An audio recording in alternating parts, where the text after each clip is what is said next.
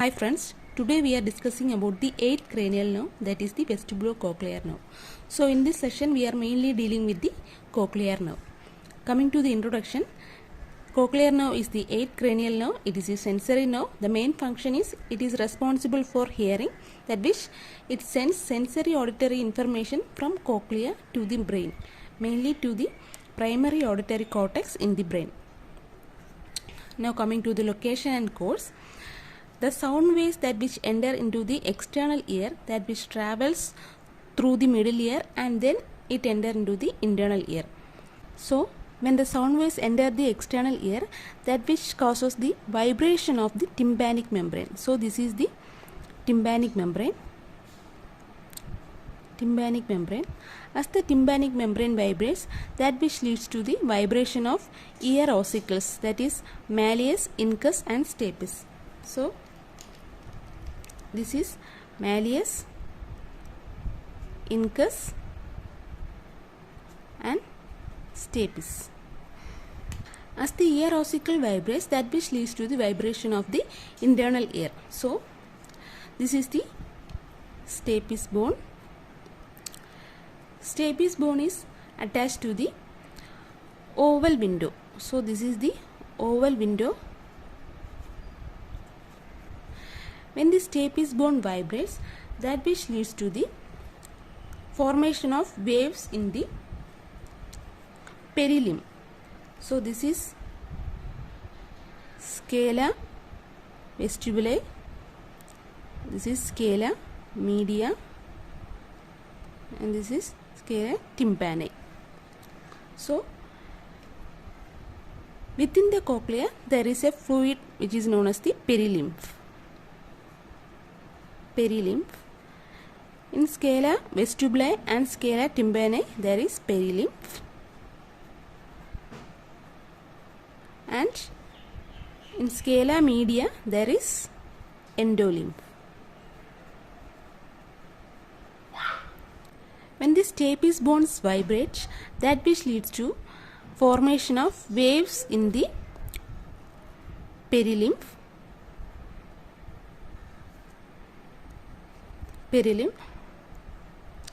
As there is a formation of waves in the perilimb, that which causes the vibration of the endolimb or scala media. In the scala media there are two types of hair cells, that is inner hair cells and the outer hair cells. So this is the inner hair cell and that is the outer hair cells, and there are two membrane, that is the tectorial membrane. This is the tectorial membrane, and below there is another membrane which is known as the basilar membrane. So this is the scala media. So in this scala media it is filled with endolimb.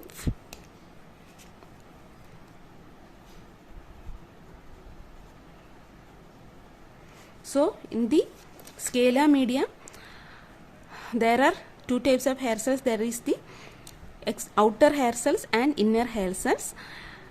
Above the hair cells there are a tiny fiber like structure which is known as stereocilia. These tiny fibers is known as the stereocilia. And there are two membrane, that is the tectorial membrane, and below in the base there is a basilar membrane. As the scala media vibrates, the basilar membrane will be also vibrating. As the basilar membrane vibrates, the hair cell starts to move. So when the hair cell starts to move, the stereocilia which is present above the hair cells will be in contact with the tectorial membrane. The stereocilia will contact with this tectorial membrane. When the stereocilia get contact with this tectorial membrane, that which causes the conversion of mechanical energy of sound waves into electrical energy or electrical nerve impulses. This nerve impulses, that which is converted into the electrical nerve signals from the hair cells, it reaches the ganglion. From the hair cells, the electrical nerve impulses reaches the ganglion, which is present in the modulus of cochlea, modulus part of cochlea. This area it is known as the modulus.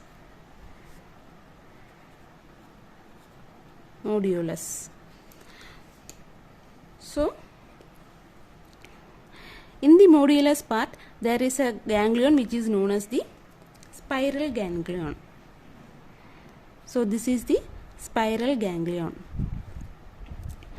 Spiral ganglion is the group of nerve cell bodies which is bipolar, which sends peripheral process to the organ of Corti and the central process join together to form the cochlear nerve. So it is the bipolar nerve cell bodies that which sends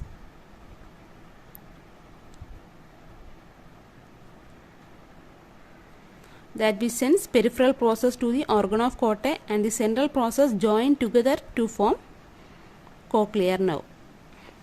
So this is the cochlear nerve. The nerve enter into the brainstem through the internal auditory or internal acoustic meatus. So this is the internal acoustic meatus.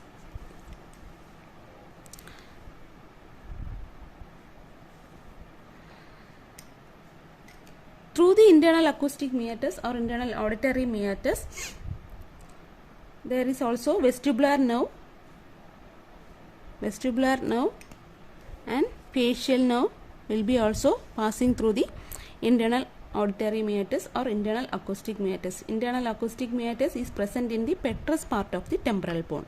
From the internal acoustic meatus, the cochlear nerve enter into the brainstem through the pontomedullary junction and it synapse on cochlear nucleus.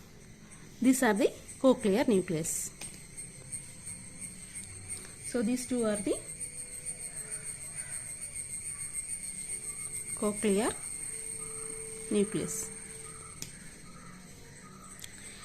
In the cochlear nucleus, it consists of two groups of nucleus, that is ventral cochlear nucleus. This is the ventral cochlear nucleus and dorsal cochlear nucleus. So the cochlear nerve enter into the brainstem through the pontomedullary junction and it synapse on cochlear nucleus. The cochlear nucleus consists of two groups of nucleus, that is ventral cochlear nucleus and dorsal cochlear nucleus.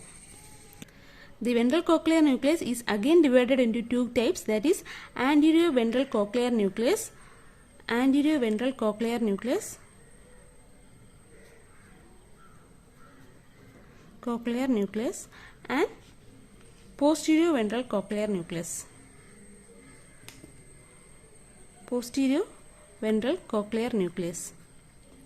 Anterior ventral cochlear nucleus lies anteriorly and posterior ventral cochlear nucleus lies posteriorly. So cochlear nucleus is divided into two groups, that is dorsal cochlear nucleus and ventral cochlear nucleus.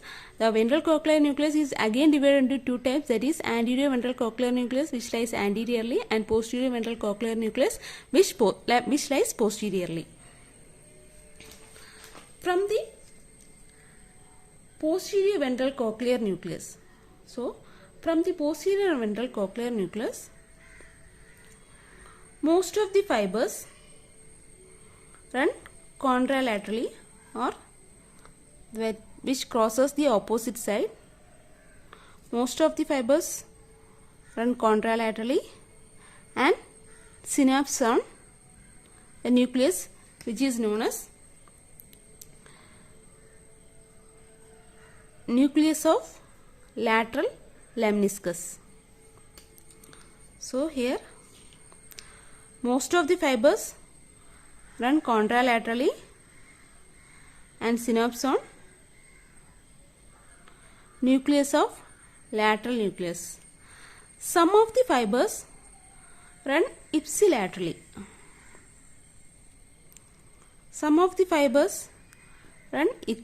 Ipsilaterally and synapse on nucleus of lateral lemniscus. So some of the fibers run ipsilaterally and synapse on nucleus of lateral lemniscus. Some of the fibers do not synapse on lateral lemniscus, nucleus of lateral lemniscus, and it goes upward. So here also some of the fibers do not synapse on nucleus of lateral lemniscus and goes upward. And these fibers are known as intermediate acoustic striae. So from the posterior ventral cochlear nucleus, most of the fibers crosses the opposite side and or goes contralaterally and synapse on nucleus of lateral lemniscus.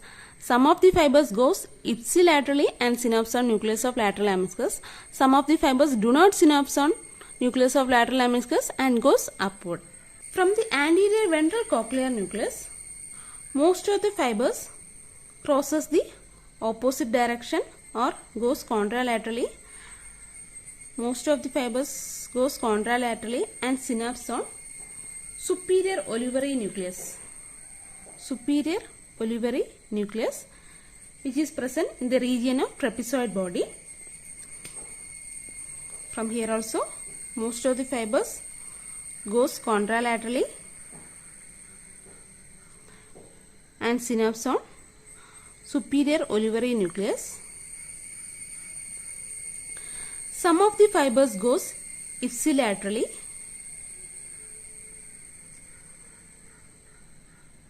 and synapse on superior olivary nucleus. Some of the fibers goes ipsilaterally and synapse on superior olivary nucleus.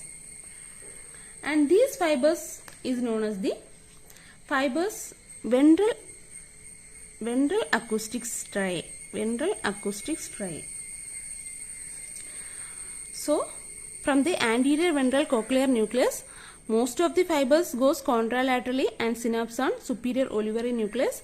Some of the fibers goes ipsilaterally and synapse on superior olivary nucleus. And superior olivary nucleus is present in the region of trapezoid body. The superior olivary nucleus determines from where this actual sound is coming from. From the dorsal cochlear nucleus, fibers goes contralaterally or crosses the opposite direction and synapse on nucleus of lateral lemniscus. Most of the fibers goes contralaterally and synapse on nucleus of lateral lemniscus. From here also, most of the fibers goes contralaterally and synapse on nucleus of lateral lemniscus. Some of the fibers goes ipsilaterally and synapse on nucleus of lateral lemniscus. Some of the fibers goes ipsilaterally and synapse on nucleus of lateral lemniscus. Some of the fibers do not synapse on nucleus of lateral lemniscus and goes upward. These fibers are known as dorsal acoustic striae, and these fibers are known as dorsal acoustic striae. So from the dorsal cochlear nucleus, some of the fibers, most of the fibers goes contralaterally and synapse on nucleus of lateral lemniscus. Some of the fibers goes ipsilaterally and synapse on nucleus of lateral lemniscus. Some of the fibers do not synapse on nucleus of lateral lemniscus and goes upward. From the superior olivary nucleus also, the fibers moves upward. So all the fibers goes upward. The fibers from the nuclear lemniscus also goes upward. So here also, from the superior olivary nucleus, the fibers goes upward. The fibers of the nucleus of lateral lemniscus crosses each other. Fibers of nuclear lemniscus crosses each other. As the fibers from the nucleus of lateral lemniscus crosses each other, and also the fibers from the dorsal cochlear nucleus and ventral cochlear nucleus goes contralaterally and also ipsilaterally. This is why even if one ear is affected, we can hear. because all these fibers goes contralaterally and also ipsilaterally. Thus all the fibers, that is fibers from the dorsal cochlear nucleus, fibers from the ventral cochlear nucleus, fibers from the superior olivary nucleus, and also fibers from the nucleus of lateral lemniscus goes upward, and these fibers all together is known as, lateral lemniscus. Lateral lemniscus.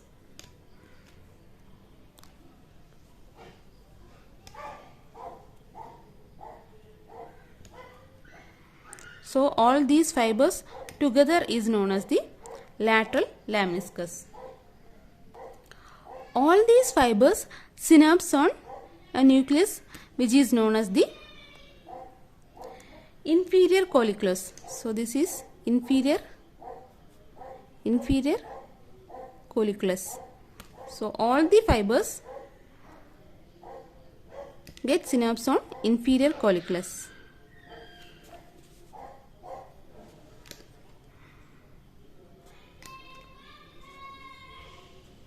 All the fibers get synapse on inferior colliculus, nucleus of inferior colliculus. From the nucleus of inferior colliculus, some of the fibers goes downward. Some of the fibers goes downwards, and these fibers is known as tectospinal tract. Tectospinal tract, and these fibers is mainly for auditory reflex or motor reflex. The fibers from the inferior colliculus also cross each other. The fibers from the inferior colliculus also cross each other and it is connected. So here also, as the fibers are interconnected, even though one ear is affected, still we can hear. From the inferior colliculus, fibers goes upward and synapse on nucleus present in the thalamus, which is known as the medial geniculate nucleus. Medial geniculate nucleus. So this is the medial geniculate nucleus, which is present in the thalamus. And these fibers which is at which synapse is known as the inferior brachium. Inferior brachium. So all the fibers that we synapse in the inferior nucleus of inferior colliculus, from the nucleus of inferior colliculus, some of the fibers goes downwards, and these fibers is known as the tectospinal tract, and mainly it is for the auditory reflex or motor reflex. The fibers from the nucleus of inferior colliculus also get interconnected, and from the nucleus of inferior colliculus, fibers goes upward and synapse on the medial geniculate nucleus, which is present in the thalamus, and this fiber is known as the inferior brachium. From the medial geniculate nucleus, the auditory radiation goes to the temporal lobe, especially to the superior temporal gyrus. So especially to the superior temporal gyrus. The superior temporal gyrus is believed that it is associated with the primary auditory cortex, and also it goes to the vernix area. Vernix area for the comprehension of speech, that is to able to understand the speech, and also it goes to Broca's area. Broca's area in the frontal lobe. In the frontal lobe for the control of muscles of speech. There is a fasciculus that which connects the Broca's area and the vernix area, and these fasciculus, there is a fasciculus that which connects the Broca's area and the vernix area, and this fasciculus is known as the arcade fasciculus. Arcade fasciculus. So thus the auditory impulses is carried from the inner ear to the temporal lobe or to the primary auditory cortex in the brain. So coming to the location and cause, the sound waves that which enter into the external ear vibrates, that which vibrates the tympanic membrane. In turn, it vibrates the ear ossicles, that is malleus, incus and stapes. The stapes vibrates the internal ear or the cochlea. The stapes which is connected to the inner ear and it is attached. The stapes which is connected to the inner ear, that is which is attached to the oval window, and as the stapes vibrates, that which leads to the formation of waves in the perilymph. There are three parts, that is scala vestibulae, scala media and scala tympani. In scala vestibulae and scala tympani there is perilymph, and in scala media there is endolymph. As the scala vestibula and scala tympani vibrates, it also in turn vibrates the scala media. In the scala media there are hair cells and there are two membranes, that is basilar membrane and tectorial membrane. Above the hair cell there are tiny fibers which is known as the stereocilia, and as the scala media vibrates, the basilar membrane also will be vibrating. That in turn leads to the movement of hair cells. As the hair cells moves, the stereocilia get attached to the tectorial membrane. As it contact with the tectorial membrane, it will changes the mechanical energy of sound waves into the electrical energy or electrical impulses. Thus, the electrical impulses from the hair cell goes to the ganglion which is present in the modulus. It is known as the spiral ganglion. The spiral ganglion consists of bipolar neurons that will send peripheral impulses to the hair cells or cochlea, and the central impulses goes to the brainstem. It will goes to the brainstem through the internal acoustic meatus. Through the internal acoustic meatus there are also two other fibers which is known as the vestibular nerve fibers, vestibular nerve and facial nerve. From the internal acoustic meatus, it enters into the brainstem through the pontomedullary junction and it synapses on the nucleus which is known as the cochlear nucleus. The cochlear nucleus consists of two groups, that is dorsal cochlear nucleus and ventral cochlear nucleus. The ventral cochlear nucleus is again divided into two groups, that is anterior ventral cochlear nucleus and posterior ventral cochlear nucleus. From the posterior ventral cochlear nucleus, most of the fibers goes contralaterally and synapse on nucleus which is known as nucleus of lateral lemniscus. Some of the fibers goes ipsilaterally and synapse on nucleus of lateral lemniscus. Some of the fibers do not synapse on nucleus of lateral lemniscus and goes upward.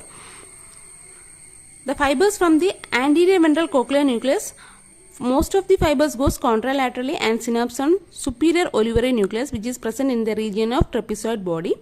Some of the fibers goes ipsilaterally and synapse on superior olivary nucleus. The fibers from the dorsal cochlear nucleus goes contralaterally and synapse on nucleus of lateral lemniscus. Some of the fibers goes ipsilaterally and synapse on nucleus of lateral lemniscus. Some of the fibers do not synapse on nucleus lateral lemniscus and moves upward. The fibers from the superior olivary nucleus also goes upward, and all these fibers synapse on a nucleus which is known as the inferior nucleus of inferior colliculus, and these fibers altogether known as the lateral lemniscus. The fibers from the nucleus lemniscus also get interconnected, and all these fibers synapse on the nucleus of inferior colliculus. Some of the fibers from the nucleus of inferior colliculus are interconnected. Some of the fibers goes downwards, and these fibers are known as tectospinal tract, and it is for the auditory reflex or motor reflex. From the nucleus of inferior colliculus, fibers goes upward and synapse on the nucleus which is known as medial genicular nucleus which is present in the thalamus, and these fibers is known as the inferior brachium. Fibers goes contralaterally and also ipsilaterally, and some of the fibers are interconnected. This is why even though if one ear is affected, still we can hear. So, fibers from the nucleus of inferior colliculus synapse on the medial genicular nucleus, and from the medial genicular nucleus, fibers goes to the temporal lobe, especially to the superior temporal gyrus, and also it goes to the vernix area and also to the Broca's area. Fibers are interconnected. Fibers from the vernix area and Broca's area are connected, and these fibers are known as arcuate fibers. Thus, the auditory impulses is travel from the inner ear or cochlea to the primary auditory area in the brain. Thank you.